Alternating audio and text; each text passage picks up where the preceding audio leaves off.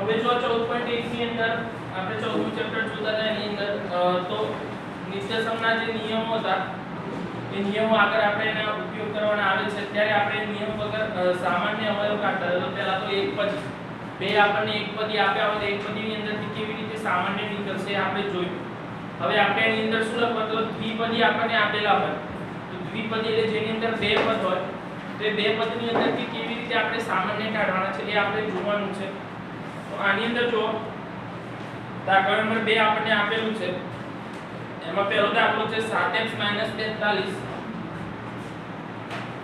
7x - 42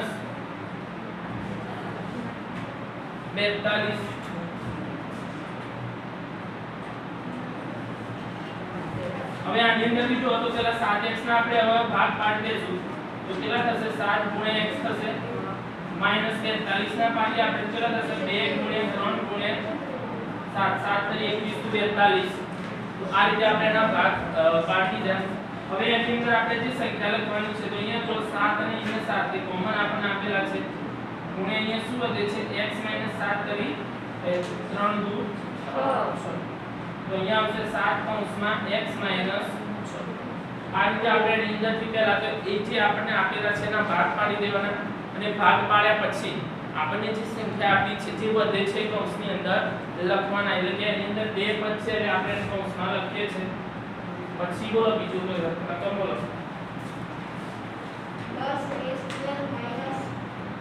10a² - 15b²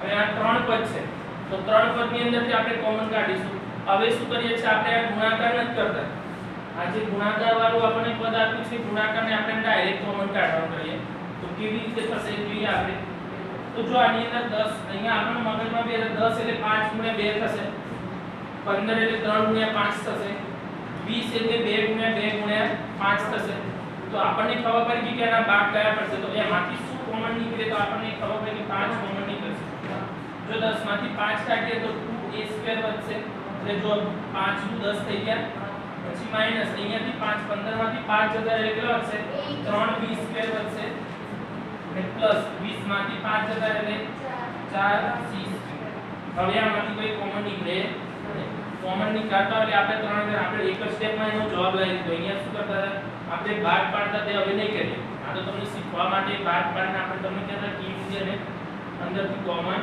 નીકળશે આ આપણને જે આપ્યું છે એ પ્રમાણે આપણે કોમન કાઢીએ છીએ તો આ રીતે અને નીકળશે કોમન તો એ રીતે ધ્યાન રાખજો તમે પછી બોલો બીજી રકમ કોઈ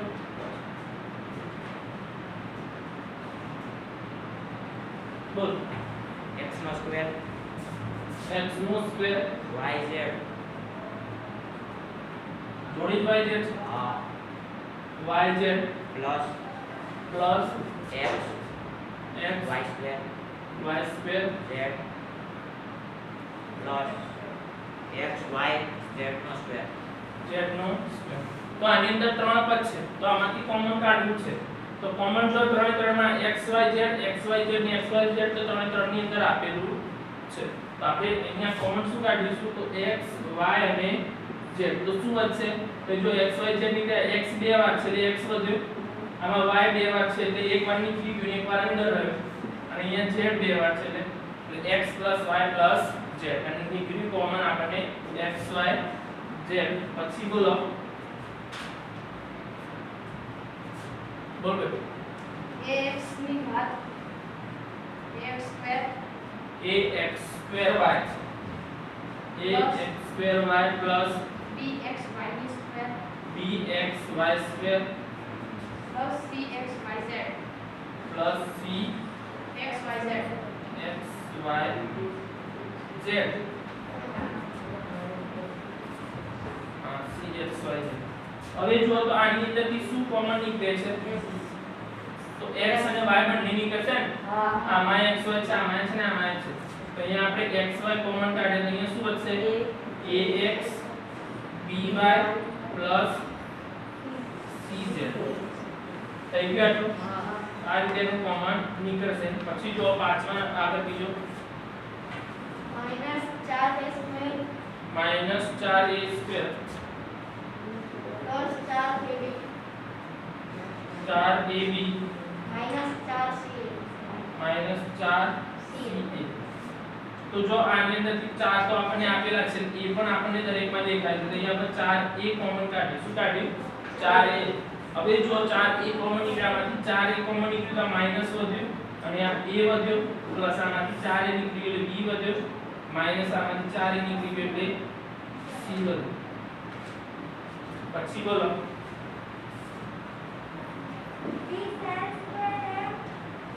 20l² m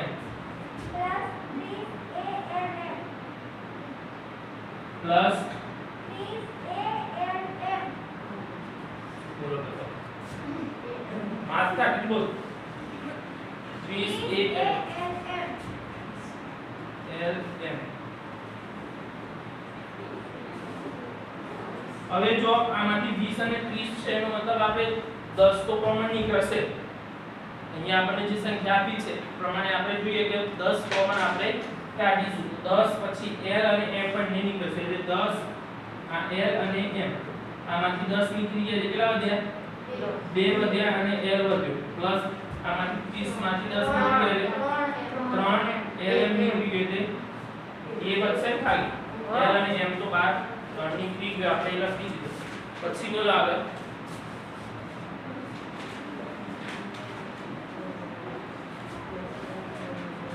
બોલો 5x2y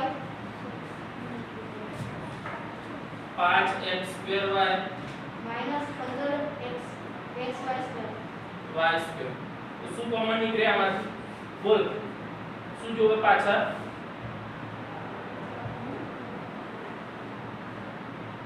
બોલો ચલો આમાંથી શું કોમન નીકળે છોકરીઓમાંથી બોલો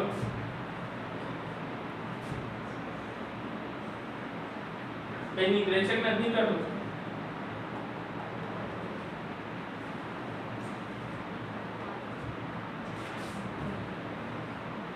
છોકરાઓ પણ 5xy શું નીકળશે શું કરસ તમે લોકો અહીંયા ધ્યાન આપો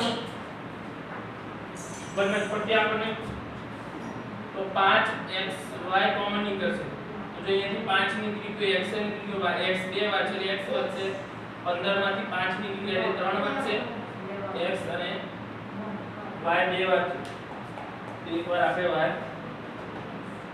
લખી દીધું પછી બોલો છે હવે કોઈ દાખલો બોલ -16z -16z + 20z નો 3 ઘાત તો આમાંથી શું કોમન નીકળે બોલો આમાંથી શું કોમન આવશે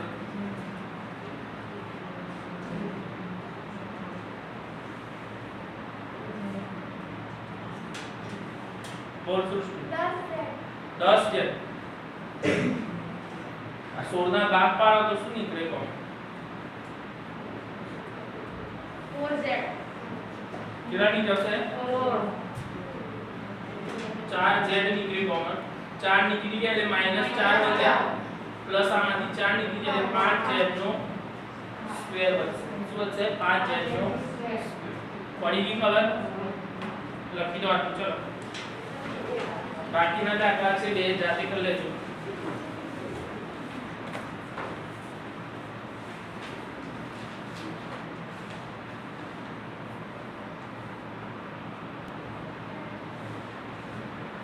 જો એમાં ચાર પદ આપણને આપેલા છે દાખલા નંબર 3 ની અંદર તો ચાર પદ ની અંદર આપણે શું કરતા હતા પહેલા બે પદની શું બનાવી દેવાની જોડ બનાવી દેવાની અને પછી બે પદની જોડ બનાવો એટલે આગળ આપણે દાખલા નંબર 2 શીખ્યા કે બે પદમાંથી કેવી રીતે કોમન કાઢવાનું તો આમાં પણ એ જ રીતે કોમન કાઢતી વખતે એ વસ્તુ ધ્યાન રાખવાની કે જે કૌંસમાં વધશે બે કૌંસ વધશે એ બંને કૌંસમાં જે પદ છે બંનેમાં કેવા રહેશે સરખા રહેશે કેવા રહેશે સરખા એ રીતે સામાન્ય કાઢવાનું તો અહીંયા આપણે પહેલું દાખલો આપ્યો છે x2 + xy x2 + xy + 8x + 8y હવે ચાર પદ આપ્યા છે તેમાં પહેલા બે પદની જોડ બનાવી દઈએ આપણે તો અહીંયા આવશે x2 + xy પ્લસ અહીંયા આવશે 8x + જો આમાં મેં તમને આગળ કીધું કે જો ત્રીજું પદ માઈનસ હોય, ત્રીજું પદ શું હોય માઈનસ હોય તો ચોથા પદના ચિહ્નો બદલાઈ જશે, પ્લસ હોય તો માઈનસ થઈ જાય, માઈનસ હોય તો પ્લસ. પણ ક્યારે ત્રીજું પદની વાત છે, ત્રીજા પદની અંદર. હવે જો આની અંદરથી આપણે આ બે પદ થઈ ગયા તો બે પદનું આપણે કોમન કાઢવાનું છે. આગળમાં બે માં શીખી ગયા આપણે કે કેવી રીતે કોમન કાઢવાનું. તો આમાંથી x કોમન નીકળશે તો અહીંયા શું બચશે x y. આમાંથી એ રીતે કોમન કાઢવાનું કે કૌંસમાં x y જ રહેવું જોઈએ તો 8 કોમન નીકળશે. તો આમાંથી જો 8 નીકળી ગયા એટલે x y. બંને કૌંસ કેવા થવા જોઈએ? સરખા થવા જોઈએ. જો પ્લસ હોય તો પ્લસ, માઈનસ હોય તો માઈનસ. એ પણ ધ્યાન છે, અને પણ ધ્યાનમાં રાખવાનું, પદને પણ ધ્યાનમાં રાખવાનું. હવે બંને કૌંસ સરખા છે એટલે બેમાંથી એક આપણે લખી દઈએ x y એક કૌંસમાં લખવાનું અને બીજા કૌંસમાં જે બહાર નીકાળ્યું છે આપણે તો અહીંયા x આયા અને અહીંયા પ્લસ 8 છે તો પ્લસ 8. આ રીતે આપણે એને લખવાનું છે. બોલો પછી બીજો દાખલો બોલ ભાઈ. 15xy 15xy minus 6x -6x plus 5y minus 2. હવે જો તો આની અંદર આપણે બે બે પદની જોડ બનાવી દઈએ. પહેલા બે અને છેલ્લા બે.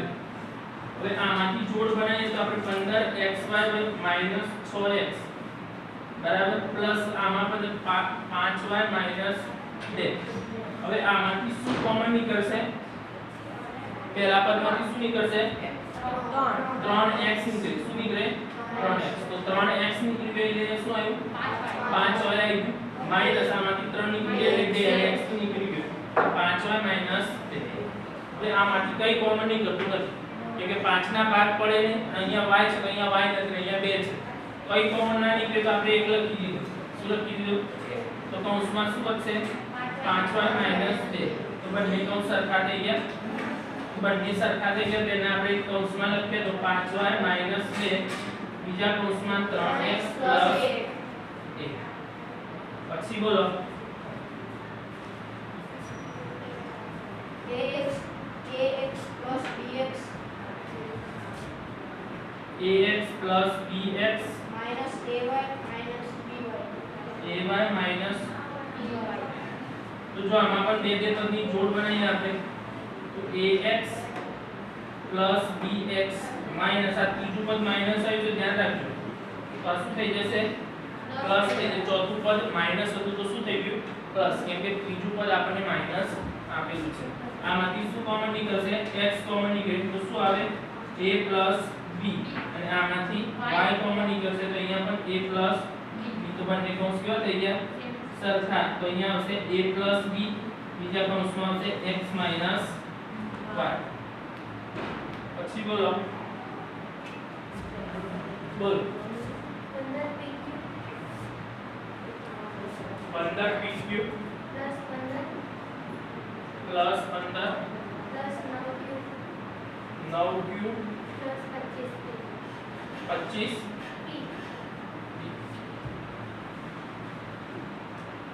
હવે જો અહીંયાથી આપણે જોડ બનાવીએ તો 15pq plus 15 plus 9q plus 25p. આમાંથી શું કોમન નીકળે? 15 નીકળશે ને? તો જો 15 કોમન કાઢીએ આપણે તો અહીંયા શું વધે? pq plus 15 નીકળી એટલે 1 વધશે. આમાંથી શું કોમન નીકળશે?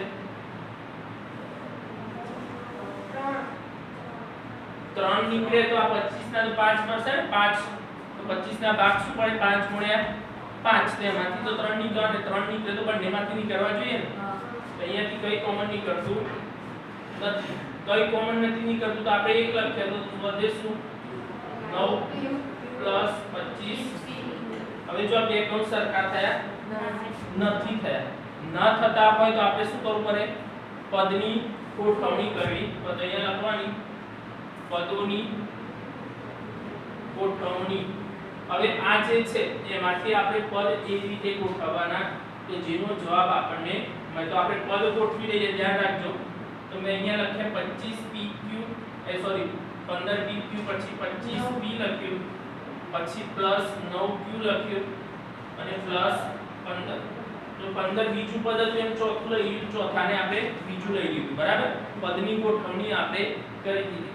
હવે પછી બંનેને કૌંસમાં ફરીવાર લખીએ તો 15pq પ્લસ 25p બીજા કૌંસમાં 9q પ્લસ 15. આમાંથી શું કોમન નીકળશે? 5p કોમન નીકળશે. શું વધશે? 3q વધશે પ્લસ અહીંયાથી 5 નીકળી ગયા એટલે આની અંદરથી શું નીકળશે? 3 નીકળશે. તો 3 તરી 9 થશે ને, એટલે 3q વધ્યા પ્લસ અહીંયા 5. તો બંને કૌંસ કેવા થઈ ગયા?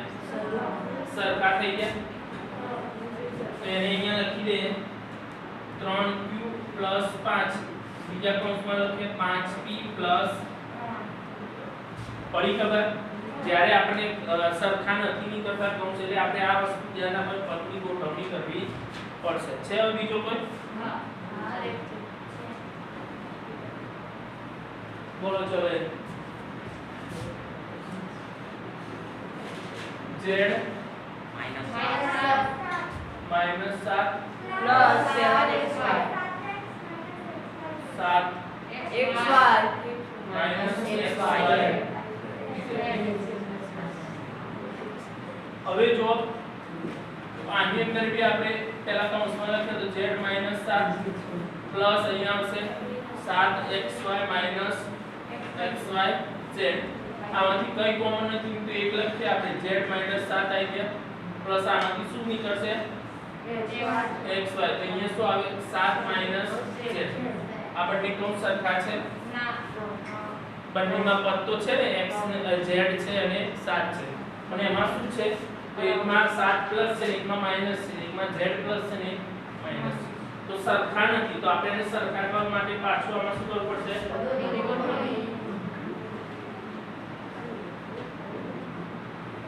ગોઠવણી કરવી પડે. તો કેવી રીતે ગોઠવશું બોલો? પદની ગોઠવણી કરવી પડે તો આમાં પદ કેવી રીતે ગોઠવશું આપણે? 7xy minus xyz minus 7 plus z plus z.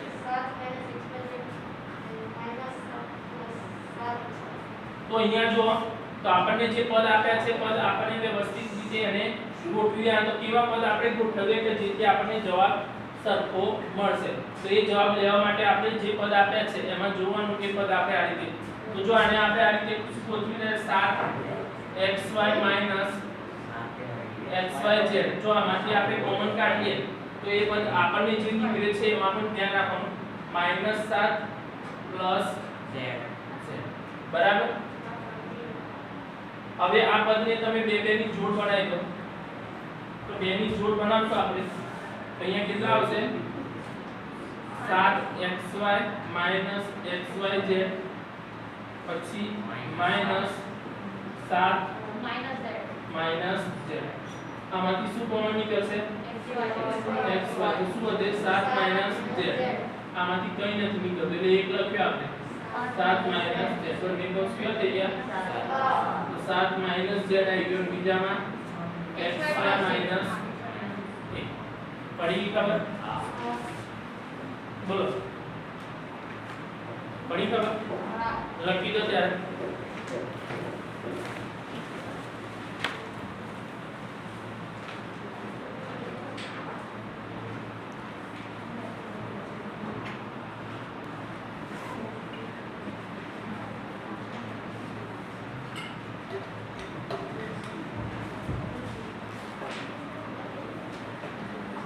નિત્યસમનો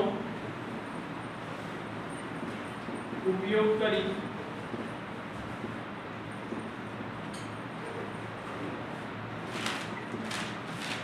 અવયવીકરણ. તો નિત્યસમના 4 સૂત્રો આવતા તમને યાદ છે? નિત્યસમના 4 સૂત્રો 9મા ચેપ્ટરની અંદર આવતા હતા. એ સૂત્રનો ઉપયોગ કરવાનો છે. પહેલું સૂત્ર છે a b નો હોલ સ્ક્વેર બરાબર a square plus b square. a minus b નો હોલ સ્ક્વેર બરાબર a square minus 2ab plus b square. a plus b અને a minus b a square minus b square.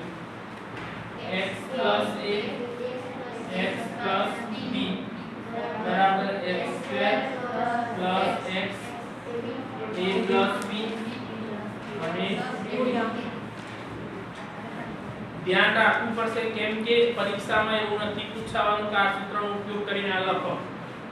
પરીક્ષામાં તો એક જ સૂચના છે નિત્યસમના નિયમનો અથવા નિત્યસમના સૂત્રનો ઉપયોગ કરી દાખલો ગણો, અવયવીકરણ કરો અથવા આપણે વિસ્તરણ કરો, બસ એ જ એવી સૂચના છે. તમારે નક્કી કરવાનું છે કે આમાં કયું સૂત્ર આવશે કે કેવી રીતે આપણે લખવાનું છે.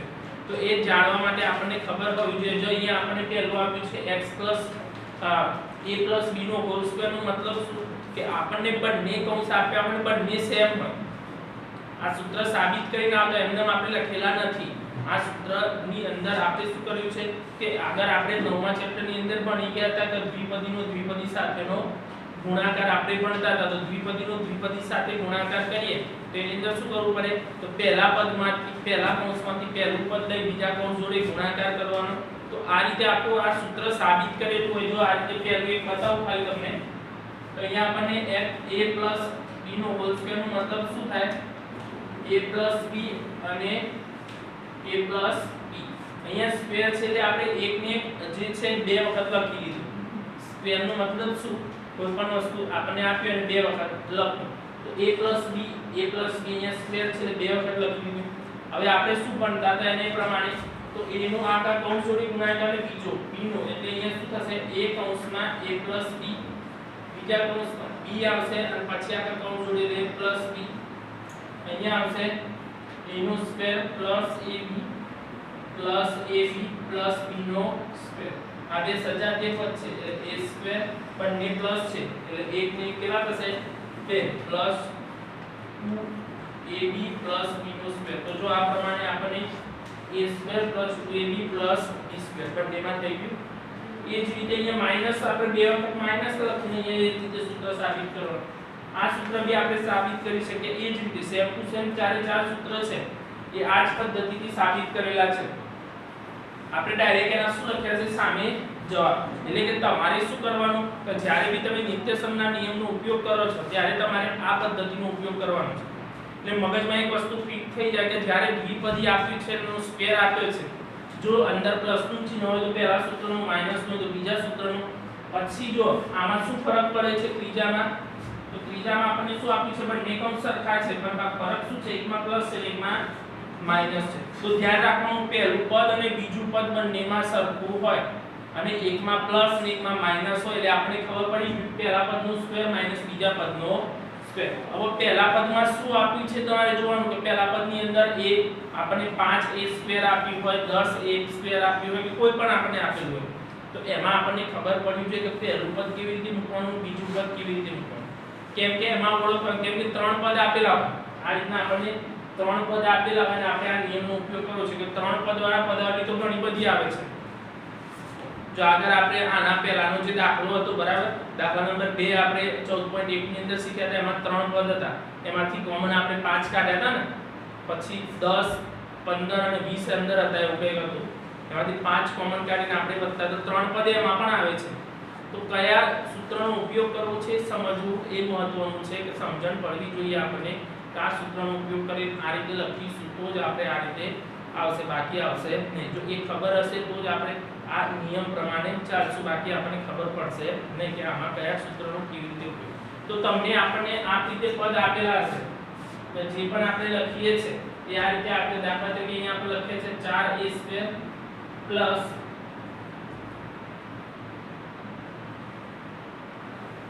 12a